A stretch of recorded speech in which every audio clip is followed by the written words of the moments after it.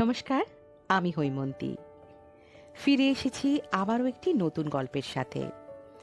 আজকে পাঠ করতে চলেছি শৈলজানন্দ মুখোপাধ্যায়ের লেখা গল্প শাশুড়ি বউ। শুনতে থাকুন আজকের গল্প। অদ্ভুত মেয়ে ওই জগত্তারিণী। বয়স 50 কি 55, কিছুই বুঝিবার উপায় নাই। গায়ের রং পাকা আমের মতো, মাথার চুল এখনো কাঁচা, দাঁতও ভাঙে নাই, বুড়িও হয় নাই। বহুদিন হইতে বহু লোকে তাহাকে ঠিক অমনিটি দেখিতেছে। পাড়ার সকলেই তাহাকে মা বলিয়া ডাকে। ছেলেও ডাকে মা, আবার ছেলের বাবাও ডাকে মা। তা মা হইবার যোগ্যতা তাহার আছে নিশ্চয়ই। যোগ্যতা না থাকিলে কেহ কাহারও মা হইয়া বেশি দিন থাকিতে পারে না। জগত্তারিণী বিধবা। নিজের সংসারের মধ্যে তাহার এক যোগ্য পুত্র আর যুবতী পুত্রবধূ। বলেন, আমার কি আর ওই একটা ছেলে রে বাবা? পাড়া সবাই আমার ছেলে, সবাই আমার বউ। ছেলে শঙ্কর বলি, হ্যাঁ মা, এখনই কি তোমার এমনি হই হই করে ঘুরে বেড়ানো সাজে? বাড়িতে দুদণ্ড চুপ করে বসো না মা। জগত্তারিণী শঙ্করের মুখের পানে একবার তাকাইলেন, বলিলেন, যোগিনের বউয়ের ছেলে হবে, তাকে হাসপাতালে পাঠিয়ে দিয়ে এলাম বাবা। ব্যথা উঠেছিল, ডেকে পাঠালে। হ্যাঁ রে, এ তুই বলিস কি রে শঙ্কর, যাব না? শঙ্কর কি যে জবাব দিবে বুঝিতে পারিল না। ধীরে ধীরে ঘরের ভিতরে গিয়া ঢুকিল এবং সেইখান হইতেই বলিল, যেতে তো আমি বারণ করছি না, তবে কি না। জগত্তারিণী বলিলেন, হুম, তা আমি না হয় কাল থেকে বাড়িতেই বসে থাকবো শঙ্কর। বাড়িতে বসে থাকলেও আমার চলবে, কিন্তু তুমি কোন লজ্জায় বসে আছো দিন রাত মুখে মুখ দিয়ে? বাইরে একবার বেরিয়ে গিয়ে কিছু রোজগারের ব্যবস্থা করতে হবে। না তোমার বাপের জমিদারি আছে, না তোমার শ্বশুর দেবে লাখখানেক টাকা। এক কথা হইতে আর এক কথায় আসিয়া পড়িল। আরশির কাছে দাঁড়াইয়া বউ চুল বাঁধিতেছিল। স্বামীর দিকে মুখ ফিরাইয়া চোখ টিপিয়া অনুচ্চ কণ্ঠে কহিল, শুনলে? কিন্তু কি এমন অন্যায় কথা মা তাহাকে বলিয়াছেন, যাহার জন্য স্ত্রী তাহাকে এ কথা বলিল? শঙ্কর প্রথমে তাহা বুঝিতে পারে না। গৌরী কিন্তু থামিল না। ঠোঁট উল্টাইয়া মুখে একরকম শব্দ করিয়া আপন মনেই বলিতে লাগিল, মরণ! মুখে মুখ দিয়ে ছেলে বৌমা পড়ে আছে দিন রাত, বলতে লজ্জাও করে না। এতক্ষণে শঙ্কর তাহার মনের কথা টের পাইল। চুপি চুপি চোখ মুখের ইশারা করিয়া হাত নাড়িয়া বলিল, থামো। ঠিক এই সময়টা সম্মুখের রাস্তা দিয়া একজন ঢুলিদার ডুক ডুক করিয়া ঢোল বাজাইয়া কি যেন বলিতে বলিতে পার হইয়া যাইতেছিল। জগত্তারিণী চিৎকার করিয়া ডাকিতে লাগিলেন, বলি, ও রাঙা বউ, ও তরুবালা, ওরে ও মানকের মা, ওই শোন। সম্মুখের বাড়ির দোতলার জানালার কাছে তরুবালা আসিয়া দাঁড়াইল। নিচে হইতে রাঙা বউ বলিল, কি মা? জগত্তারিণী বলিল, ওই শোন, ঢুলি দিয়ে যাচ্ছে, আবার ভূমিকম্প হবে। ছেলে মেয়ে নিয়ে শহর ছেড়ে সব পালা, নইলে মরবি। রাঙা বউয়ের ছোট ছোট 2-3টে ছেলে মেয়ে। জগত্তারিণী নিচের তলার ভাড়াটে, তারই ভয় যেন সবচেয়ে বেশি। মুখখানি তাহার শুকাইয়া এতটুকু হইয়া গেল। বলিল, তাহলে কি হবে মা? কোথায় যাব? সামনের দোতলা হইতে তরুবালা বলিল, যাব আর কোথায় মা, কপালে যা আছে তাই হবে। এমন সময় হাসিতে হাসিতে শঙ্কর ঘর হইতে বাহির হইয়া আসিল। জগত্তারিণী বলিলেন, কেন রে, হাসছিস কেন? শঙ্কর বলিল, ভূমিকম্পের ঢুলি নয় মা, ও অন্য কিছু। দেখ না বাবা, একবার এগিয়ে। আর কিছু বলিতে হইল না। দ্রুত পদে শঙ্কর নিচে নামিয়া গেল এবং কিয়ৎক্ষণ পরেই সে ফিরিয়া আসিল জনা কয়েক ছোকরাকে সঙ্গে লইয়া। নিচে হইতে হাঁকিয়া বলিল, ভূমিকম্প নয় মা, বাঁশবাজি দেখবে? জগত্তারিণী ছুটিয়া বারান্দায় আসিয়া দাঁড়াইলেন। নিতান্ত ছেলে মানুষের মতো বলিলেন, হ্যাঁ বাবা, দেখব দেখব, ওসব সে ছেলেবেলায় দেখেছি, তারপর আর দেখিনি। কিয়ৎক্ষণ পরেই দেখা গেল ঢুলি বাজাইয়া গলি রাস্তার উপরেই বাঁশবাজি দেখানো আরম্ভ হইয়া গিয়াছে এবং তাহাদের পাড়া বলিতে রাস্তা দুদিকে যে কয়খানি বাড়িকে বুঝায় সেই কয়খানি বাড়ির ছেলে মেয়েরা কতক বা জানলার ধারে, কতক বা বারান্দায়, কতক বা দরজার সম্মুখে আসিয়া দাঁড়াইয়াছে। অথচ অবাক কাণ্ড, সকলেই আসিয়াছে, আসে নাই শুধু গৌরী, জগত্তারিণীর পুত্রবধূ। বাঁশবাজি দেখানো শেষ হইল। চাঁদা করিয়া পয়সা তুলিয়া তাহাদের বিদায় করিয়া জগত্তারিণী বাড়ি ফিরিয়াই জিজ্ঞাসা করিলেন, বাঁশবাজি দেখতে গেলে না কেন বৌমা? চুল বাঁধা শেষ করিয়া গৌরী তখন নিচের কলঘরে যাইতেছিল। অন্যদিকে মুখ ফিরাইয়া কেমন যেন অস্বাভাবিক কণ্ঠে বলিয়া গেল, না, ওসব আমার ভালো লাগে না। দিন দুই পরে কিসের যেন একটা যোগ ছিল, এই যোগে গঙ্গা স্নান করিলে নাকি পুণ্য হয়। এই সব ব্যাপারে জগত্তারিণী চিরকাল অগ্রণী হইয়া থাকেন। সেদিনও তাহার ব্যতিক্রম হইল না। তাহার আগের দিন রাত্রেই সকলকে বলা হইয়াছে। পরদিন অতি প্রত্যুষে শয্যা ত্যাগ করিয়া গামছা কাপড় হাতে লইয়া জগত্তারিণী বাড়ি হইতে বাহির হইলেন। অন্যান্য বাড়ির মেয়েরা প্রস্তুত হইয়াই ছিল। ডাকিবা মাত্র তাহারাও বাহির হইয়া পড়িল। হাসিতে গল্পে পথ একেবারে মুখরিত করিয়া জগত্তারিণীর সঙ্গে তাহারা চলিয়াছিল গঙ্গা স্নানে। হঠাৎ পথের মাঝখানে একটা কথা উঠিয়া পড়িল। কি যেন জিজ্ঞাসা করিয়া বসিল, হ্যাঁ মা, তোমার বৌমাকে তো দেখছি না, কোথায় সে? জগত্তারিণীর মুখখানি কেমন যেন ম্লান হইয়া উঠিল। বলিলেন, ছেলে মানুষ, ঘুমোচ্ছিল, তাই আর ডাকলাম না বাছা। কিন্তু সত্যই সে ঘুমায় নাই। জগত্তারিণী যখন বাড়ি হইতে বাহির হইলেন, গৌরী তখন শয্যা ত্যাগ করিয়া স্নানের ঘরে গিয়া ঢুকিয়াছে। মেয়েদের হাসি গল্প আবার চলিতে লাগিল, কিন্তু গৌরী না আসার সূত্র ধরিয়া জগত্তারিণীর মুখের চেহারা কেমন যেন অন্যরকম হইয়া গেল। তাহাদের হাসিতে গল্পে তিনি যেন আর তেমন করিয়া যোগ দিতে পারিলেন না। বাড়ি ফিরিয়াই জগত্তারিণী শঙ্করকে কাছে ডাকিলেন। চুপি চুপি বলিলেন, বলি, হ্যাঁ রে শঙ্কর, বৌমা যদি এরকম ধারা করে তাহলে তো আর কারো কাছে আমার মুখ দেখাবার জো থাকে না বাবা। শঙ্কর জিজ্ঞাসা করিল, কি করেছে সে? কি করেছে? জগত্তারিণী একটা ঢোক গিলিয়া এদিক ওদিক তাকাইয়া বলিলেন, সেদিন দেখলি তো, দোরের গোড়ায় অমন সুন্দর বাঁশবাজি দেখানো হলো, তা লবাবের মেয়ে একবারও বেরোলো না বাড়ি থেকে। আবার আজ সকালে যে আমরা এতগুলো মেয়ে গঙ্গা স্নান করতে গেলাম, তা কই, ও তো গেল না আমাদের সঙ্গে। গঙ্গা স্নানে যাইবার কথাটা গৌরীর কাছে শঙ্কর আগেই শুনিয়াছিল। বলিল, ওকে তুমি ডেকেছিলে মা? জগত্তারিণী বলিলেন, ও, বুঝেছি, না ডাকলে বুঝি যেতে নেই? না বাছা, তাহলে আমার অপরাধ হয়েছে, আমি ডাকিনি। এই বলিয়া একটুখানি থামিয়া তিনি আবার বলিলেন, ডাকব কোন সাহসে শঙ্কর, মান তো আমারও রাখে না। সেদিন বললাম তো, ও আমার মুখের উপরেই জবাব দিয়ে বসলো, বললে ওসব আমার ভালো লাগে না। শঙ্কর বলিল, আচ্ছা দাঁড়াও, আজ আমি ওকে বলে দেব ভালো করে। জগত্তারিণী বলিলেন, হ্যাঁ বাছা, বলিস, নইলে লজ্জায় আমার আর মুখ দেখাবার জো থাকবে না। জগত্তারিণী মিথ্যা বলেন নাই। তাহার লজ্জা হওয়া স্বাভাবিক।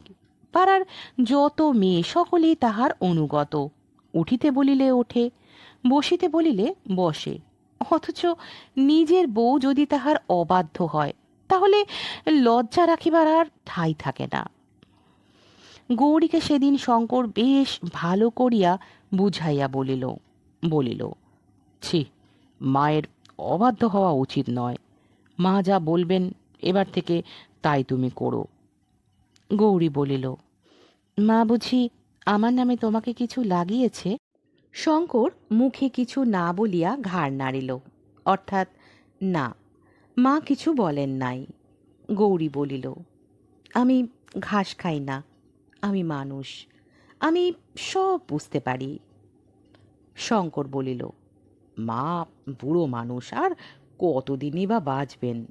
মা যাতে সুখে থাকেন তুমি তাই করো, বুঝলে? আর তাছাড়া মা আমার গুরুজন, ওর জন্যে তোমার যদি কিছু অসুবিধেও ভোগ করতে হয়, তাহলেও তোমার কিছু অধর্ম হবে না। গৌরী বলিল, থাক, আমায় আর বোঝাতে হবে না। মার জন্যে আমি অনেক করেছি, কিন্তু এখন বুঝতে পারছি মা আমায় দেখতে পারেন না। শঙ্কর একটুখানি হাসিল, বলিল, পাগল হয়েছ তুমি? তুমি আমার স্ত্রী, মার এই একটি মাত্র বউ, আর তুমি বলছো কিনা তোমায় উনি দেখতে পারেন না, ভালোবাসেন না? তোমার এ কথা কেউ বিশ্বাস করবে না। গৌরী বলিল, কেউ না করুক, ভগবান করবেন। শঙ্কর বড় বিপদে পড়িল, বলিল, আচ্ছা গৌরী, তাহলে আমি কি করি বলো তো? মা আর তুমি বাড়ির মধ্যে এই তো দুটি মানুষ, তোমরা দুজনে যদি সুখে না থাকো, তাহলে আমারই বা সুখ কোথায় বলো দেখি? স্বামীর অবস্থাটা বোধহয় গৌরী বুঝিল। ভদ্রবংশে শিক্ষিতা মেয়ে, কেনই বা বুঝবে না? খানিক ভাবিয়া বলিল, আচ্ছা, তাহলে এবার থেকে আমি সহ্যই করব, কিন্তু বাপু নেহাত অসহ্য যদি কোনোদিনও হয়, তো তখন যেন তুমি আমায় বাপের বাড়ি পাঠিয়ে দিও। প্রতিবেশী গগনবাবু বাড়িতে তাহার একটি রেডিও সেট করিয়াছেন। শুক্রবার সতী সাবিত্রীর পালা হইবে। পাড়ার মেয়েরা প্রায় সকলেই শুনিতে গিয়াছে। গৌরীকে সেদিন আর বেশি কিছু বলিতে হয় নাই। যাইবার আগে মাত্র জগত্তারিণী একবার ঘরের চৌকাঠের এপাশ হইতে উকি মারিয়া বলিয়াছিলেন, কি গো, যাবে পাঁচুদের বাড়ি গান শুনতে? না ডাকলে বলবে ডাকেনি। যাবে তো চলো এই বেলা, আর না যাবে তো তাও বলে দাও। শঙ্কর বাড়ি ছিল না, থাকিলে সে মায়ের কথাগুলো তাহাকে একবার শুনাইতে পারিত। মুখে কোনো কথা না বলিয়া গৌরী উঠিয়া দাঁড়াইল এবং যাইবার জন্য প্রস্তুত হইয়াই বাড়ি হইতে বাহির হইল। কিন্তু মেয়েদের রেডিও শোনা না ছাই। পাঁচুর বাবা গগনবাবু নিজেই একবার বুঝাইয়া দিলেন যে এই যন্ত্রটার সঙ্গে কোথাও কোনো তারের যোগ নাই, অথচ এখান হইতে বহু দূরে ঠিক যেমন যেমন গান হইবে, বক্তৃতা হইবে, এখানে বসিয়াও তোমরা হুবাহু ঠিক তেমনটি শুনিতে পাইবে। জগত্তারিণী বলিলেন, দিনে দিনে কতই না হবে বাবা, কতই না দেখতে পাবো, কিন্তু এর দামও তো নিশ্চয়ই অনেক। তা এ বাজারে এত টাকা খরচ কি জন্য করতে গেলি বাছা?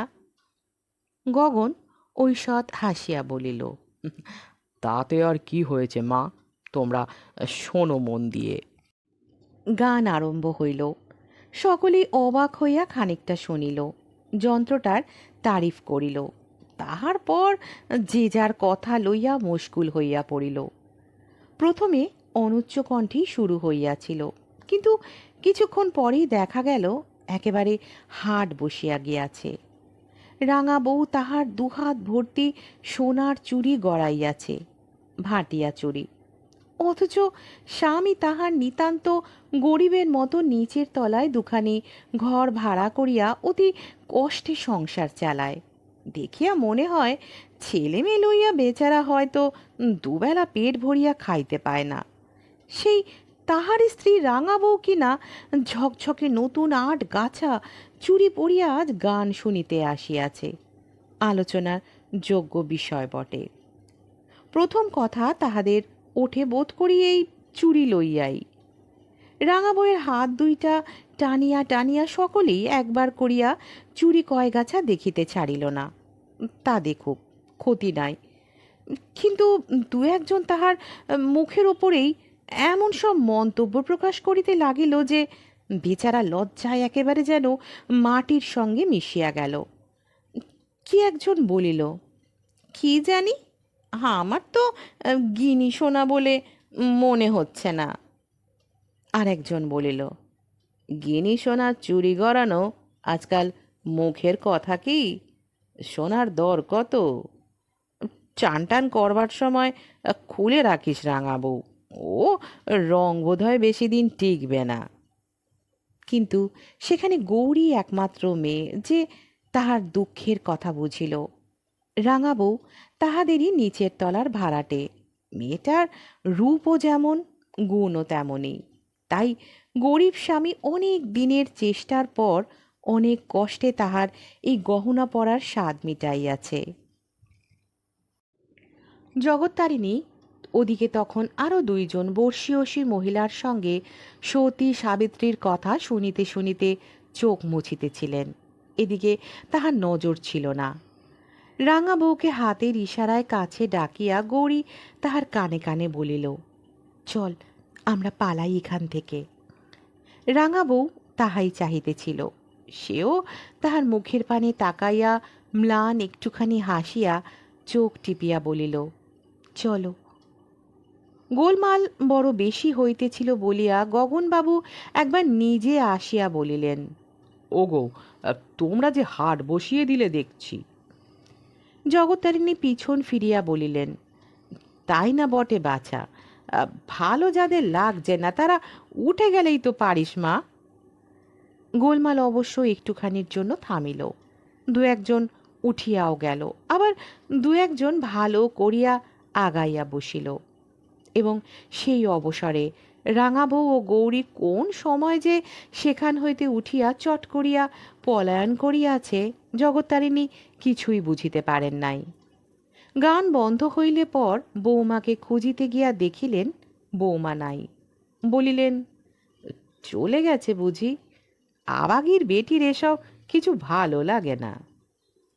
রাঙা বউকে যে মেয়েটা সবচেয়ে বেশি বিরক্ত করিয়াছে সেই বলিয়া উঠিল, তা এমন ঠাকুর দেবতার কথা ভালো লাগবে কেন মা?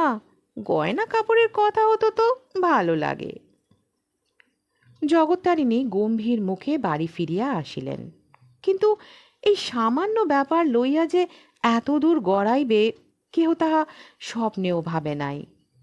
গৌরী ততক্ষণে শঙ্করকে খাওয়াইয়া নিজে খাইয়া পাশের ঘরে আসিয়া বসিয়াছে।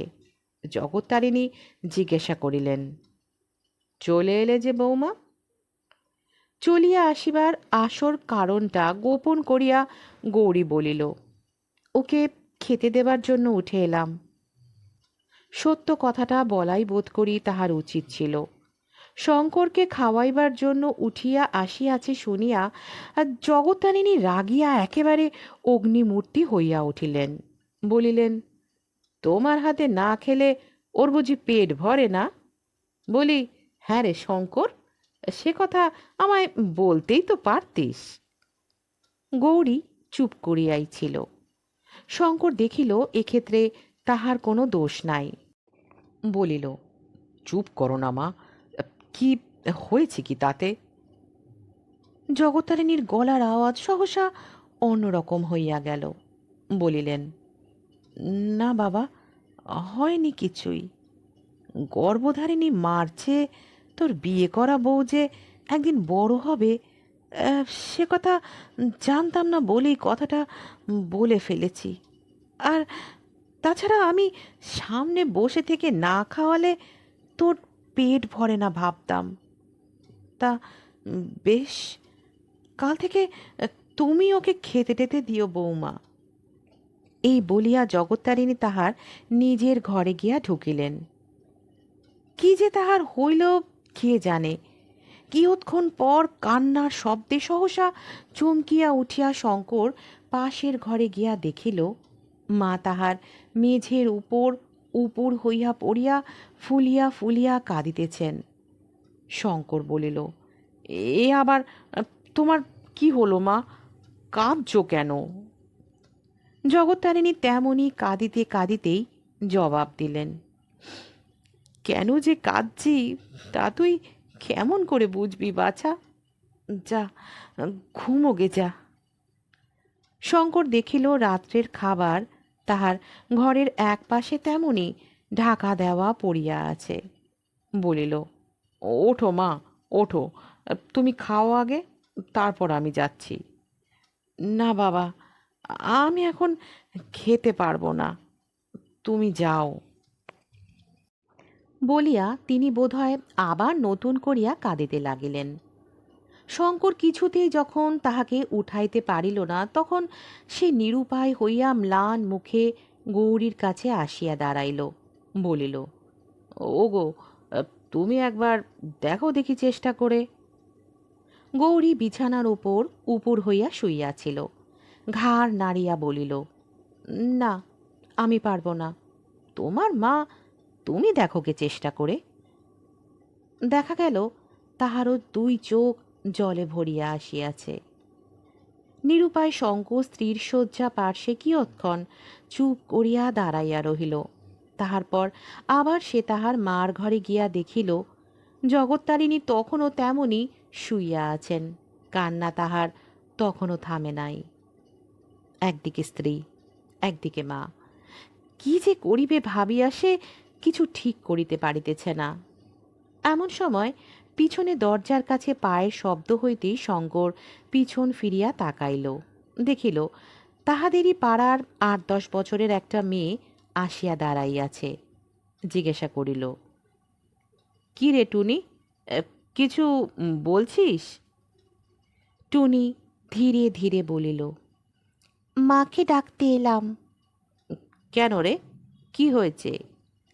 টুনি বলিল, বটি দিয়ে ঠাকুমা মার কপালে রক্ত বের করে দিয়েছে। জগত্তারিণী বোধ করি তাহার সব কথাগুলোই শুনিয়াছিলেন। কিছুই তাহাকে বলিতে হইল না। কান্না তখন তাহার বন্ধ হইয়া গিয়াছে। ধীরে ধীরে উঠিয়া দাঁড়াইয়া টুনির হাত ধরিয়া তিনি বাহির হইয়া যাইতেছিলেন। শঙ্কর বলিল, খেয়ে যাও মা। জগত্তারিণী মুখ ফিরাইয়া লইলেন। কথাটা তিনি তাহার শুনিয়াও শুনিলেন না। শঙ্কর এ ঘরে আসিয়া ঢুকিতেই গৌরী জিজ্ঞাসা করিল, কে এসেছিল গো? শঙ্কর বলিল, টুনি। আর কিছু বলিতে হইল না। টুনিদের বাড়িতেও এই একই কাণ্ড। টুনির মার সঙ্গে তাহার শাশুড়ির ঝগড়া প্রায় প্রত্যহ লাগিয়াই আছে, এবং যতবার তাহাদের ঝগড়াঝাটি হয় এই জগত্তারিণী গিয়াই তাহা মিটাইয়া দিয়া আসেন। কাজেই টুনির আগমনের হেতুটা গৌরী না বলিতেই বুঝিল। ঠোঁট দুইটি টিপিয়া মুখখানির সে এক অদ্ভুত ভঙ্গি করিয়া গৌরী জিজ্ঞাসা করিল, উনি গেলেন বুঝি সেখানে? শঙ্কর বলিল, হ্যাঁ গেলেন, কিন্তু না খেয়েই গেলেন। ফিরে এলে তুমি একবার। কথাটা তাহাকে আর শেষ করিতে হইল না। গৌরী বলিল, থাক, আর কারো কিছু করে কাজ নেই, তুমি শো। বলিয়া হন হন করিয়া দরজার কাছে আগাইয়া গিয়া হরাম করিয়া দুই হাত দিয়া দরজার খিলটা সে বন্ধ করিয়া দিয়া আসিল।